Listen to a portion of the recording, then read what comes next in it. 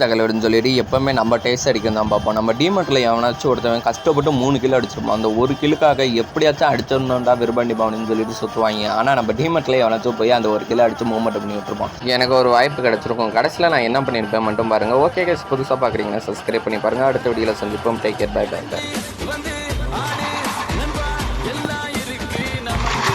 வா வா வா வா வா வா. அவனுக்கு மேலே இருக்கிற எனக்கு டேமேஜ்.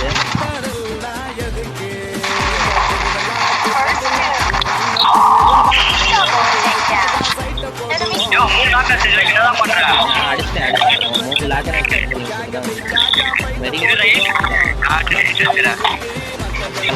இந்த அவங்கிட்ட காட்டுறேன். அடிக்காத. வாயா வாயா, இங்கே வாயா, இங்கே இருக்கான் பையா. அடிச்சியாலே அவ்வளோதான். அந்த மனசு